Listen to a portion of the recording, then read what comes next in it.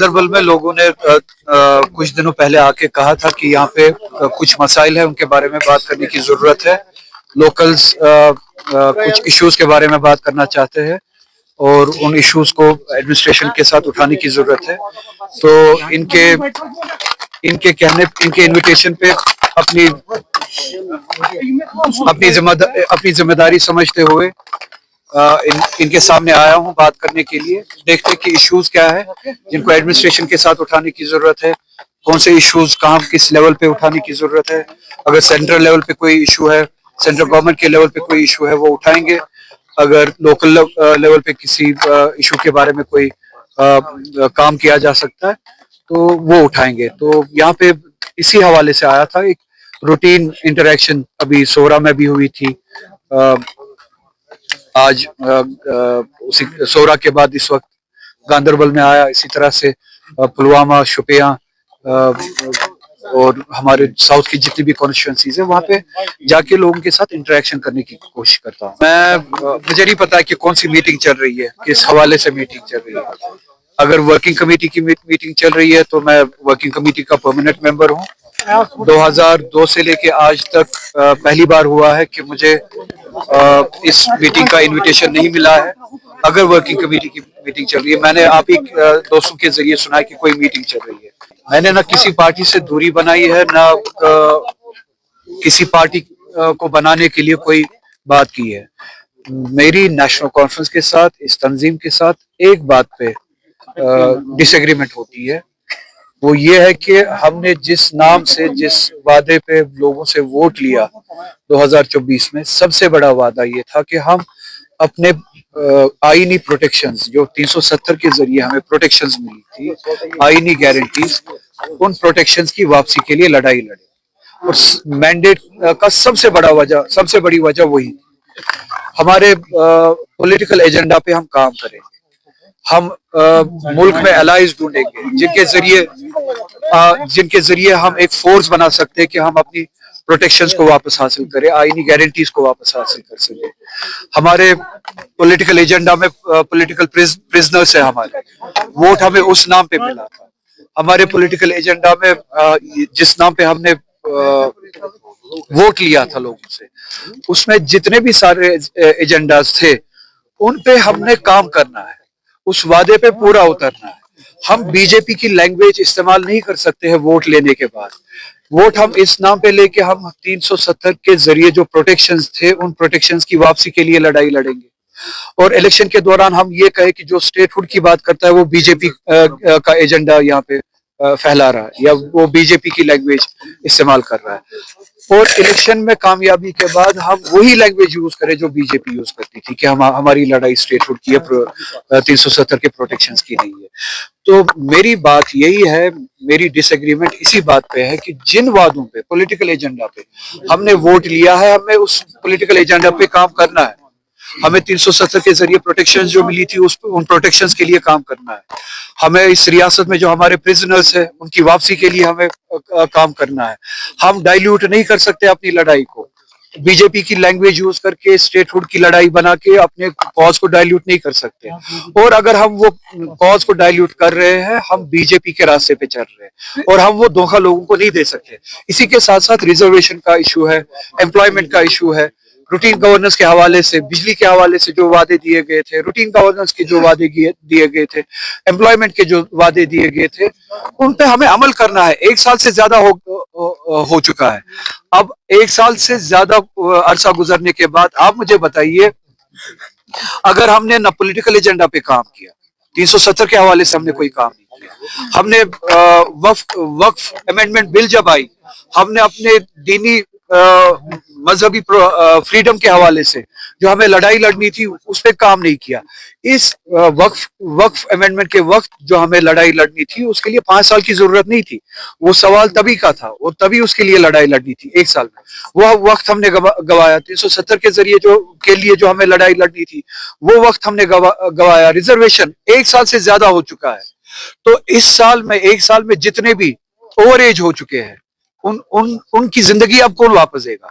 उनको हम ये जवाब थोड़ी दे सकते कि 5 साल हमारे पास है। 1 साल में जितने भी ओवर एज हुए, जिनकी अपॉर्चुनिटी खत्म हुई, क्योंकि हमने ये इशू हल नहीं किया, एड्रेस नहीं किया। अब जो ओवर एज हो चुके हैं उनकी अपॉर्चुनिटी, उनकी जिंदगी हमेशा के लिए चली गई। अब हम उनको ये नहीं कह सकते कि हमारे पास मैंडेट है 5 साल का, तो 1 साल के दौरान जो हमने काम करना था वो हमने उसमें कोताही की, वही डिसएग्रीमेंट है। पार्टी बनाना नहीं बनाना ये सब इन चीजों के लिए मेरे डिसएग्रीमेंट सर। यहाँ पे इलेक्टेड हमारी जो गवर्नमेंट है, 1 साल पहले ही जिस गवर्नमेंट को हमने, जिन रिप्रेजेंटेटिव्स को हमने वोट दिया था, इस वक्त सफ़े अव्वल पे वो होने चाहिए थे इनकी प्रोटेक्शन के लिए। वो कहाँ है? अगर हमने वोट लिया जो बुलडोजर यूपी में चलता है, वो बुलडोजर हम कश्मीर में चलने नहीं देंगे। अगर हमने वोट लिया कि यूपी में जो ज्यादतियां होती है कम से कम हम कश्मीर में वो ज्यादतियां होने नहीं देंगे। आज जब गांधरबल में वही बुलडोजर चलता है, तब हमारे लोकल रिप्रेजेंटेटिव्स कहाँ है? वो लोग कहाँ है जब जिन्होंने इसी प्रोटेक्शन के लिए, इसी दिफा के लिए, इसी रिप्रेजेंटेशन के लिए वोट लिया था। हो सकता है कहीं पे एनक्रोचमेंट हुई हो, मगर अक्सर जगहों पे जहाँ पे मैंने भी यहाँ पे अभी बात की लोकल्स के साथ, कोई एनक्रोचमेंट नहीं, कोई खिलाफ वर्जी नहीं, कानून को बालाए ताक रख के एक बुलडोजर चलाया गया। तो अगर इस वक्त भी लोकल रिप्रेजेंटेटिव आपके सामने आपके डिफेंस के लिए ना हो, आपकी प्रोटेक्शन के लिए ना हो, तो हमने वोट ही क्यों दिया? तो जो निजाम यूपी में चल रहा था वही निजाम यहाँ पे एलजी के जरिए चल रहा था, वही बुलडोजर तब भी चल रहा था, वही बुलडोजर आज भी चल रहा है। मेरी सियासत, मेरी कोशिश प्रिंसिपल्स और वैल्यूज पे मबनी है, और इसलिए मेरी लड़ाई, जो अगर मेरी डिसएग्रीमेंट भी है पार्टी के साथ, वो उसूलों पे मबनी है, वो कुर्सी के लिए नहीं है। तो जिन लोगों की जिंदगी में, सियासत में डिसिप्लिन, उसूल, प्रिंसिपल, दयानतदारी, अमानतदारी, ईमानदारी दूर दूर तक नहीं है, मैं समझता हूँ वो इस जवाब के लायक भी नहीं है कि मैं उन्हें कि आप रिजर्वेशन का मसला हल कीजिए, इसको आना का मसला मत बनाइए। 1 साल से ज्यादा अरसा गुजर चुका है, आप थोड़ा पीछे, 1 साल से ज्यादा अरसा गुजर चुका है। आपने कभी 6 महीने मांगे, कभी आपने 2 महीने मांगे। इलेक्शन, बड़गांव के बाई इलेक्शन से पहले आपने कहा 2 दिन में, 3 दिन में, 4 दिन में, वो 4 दिन भी गुजर गए, 1 साल भी गुजर गया। अब आप ये मसला हल कर दीजिए। अगर ये आपको लगता है कि अन्ना का मसला है, मैं इससे पीछे हटता हूँ। 1 महीने के अंदर अंदर कम से कम जो आप कहते थे कि 2 दिन में हम काम करने वाले हैं बाई इलेक्शन से पहले, वो आप 1 महीने के अंदर अंदर कर सकते हैं। चलिए, मैं ही इससे पीछे हटता हूँ। अगर आपको लगता है कि मैं इस मामले के दरमियान हूँ, शायद ये आपके लिए अन्ना का मसला है, मैं इन स्टूडेंट से दूर हटता हूँ, इस इशू से दूर हटता हूँ। 1 महीने के अंदर अंदर आप इन स्टूडेंट से मिलिए, उनसे बात कीजिए, उनको अपनी कॉन्फिडेंस में लीजिए, उनको मेरे खिलाफ कर दीजिए, कोई बात नहीं है, मगर उनका मसला हल कीजिए। अगर 1 महीने के बाद भी अगर ये मसला हल नहीं हुआ, जैसे कि मैंने कहा कि हर साल लड़के, लड़कियां, बच्चे ओवर एज होते जा रहे हैं, उनकी अपॉर्चुनिटीज खत्म होती है, वक्त निकलता जा रहा है, हर महीने आप देखते हैं कि वैकेंसीज फिल होती है। तो ये अर्जेंसी का मसला है। अगर 1 महीने के बाद ये इशू अनएड्रेस रहा, तो मैं मजबूर हो जाऊंगा कि इसकी अर्जेंसी के लिए, इसको एड्रेस करने के लिए मैं फिर से उन बच्चों के साथ, उन स्टूडेंट्स के साथ गवर्नमेंट के सामने बैठूंगा, जब तक कि ये मसला हल ना किया। अगर वो अपने उसूलों की पासदारी ना करे, मैं जिन चीजों की बात कर रहा हूँ वो पार्टी के उसूल है। अगर वो मैनिफेस्टो पे अमल ना करे, मैं जिस मैनिफेस्टो की बात कर रहा हूँ वो पार्टी का मैनिफेस्टो है, मेरी तो आप बात छोड़ दीजिए, वो लोगों का ट्रस्ट गवा देंगे, और वो ट्रस्ट गवाना सबसे बड़ा नुकसान है। मेन स्ट्रीम पे अगर 2024 में लोगों ने ट्रस्ट किया, ये ट्रस्ट बहुत बड़े डेफिसिट के बाद आया, बड़ी मुश्किल से लोगों ने मेन स्ट्रीम पे फिर से ट्रस्ट किया। अगर इस बार वो धोखा हो यहाँ से या कोताही हो यहाँ से, ये ट्रस्ट हमेशा के लिए चला जाएगा। बात फिर एक पार्टी की नहीं होगी, बात फिर पूरे एस्टेब्लिशमेंट की होगी, रिप्रेजेंटेटिव सिस्टम की होगी, और मैं नहीं चाहूंगा किसी भी कीमत पे इस ट्रस्ट को तोड़ो।